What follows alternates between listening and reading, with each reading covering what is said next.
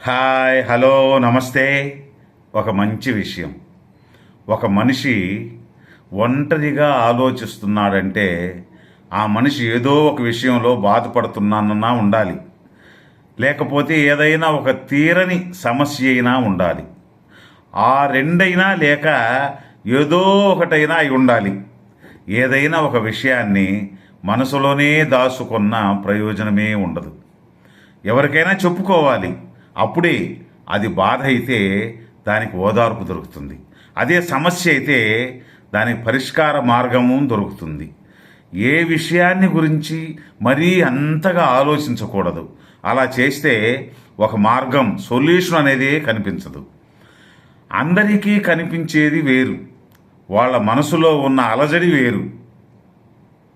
వారు బయటికి బాధపడుతూ కనిపించకపోవచ్చు, కానీ వాళ్ళ అంతర్మథనం ఎవరికీ తెలియదు. అది గుర్తించాలి.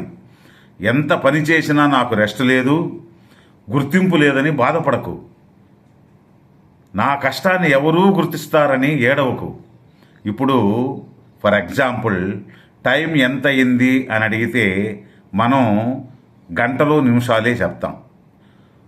సుమారు ఒక 8 గంటల 30 నిమిషాలు అయిందని చెప్తాం. కానీ చూసావా, గడియారంలో 3 ముళ్ళుంటాయి. గంటలు నిమిషాలే చెప్తాం, మరి సెకండ్స్ చెప్పం కదా. సెకండ్స్ని ఎవరూ పట్టించుకోరు. కానీ ఆ సెకండ్స్ ముళ్ళు పనిచేస్తేనే నిమిషాలు, ఆ తర్వాత గంటలు ముందుకెళ్ళేది. అలాగే కొంతమంది మనుషుల జీవితాలు అంతే. ఆ సెకండ్స్ ముళ్ళు లాంటివే.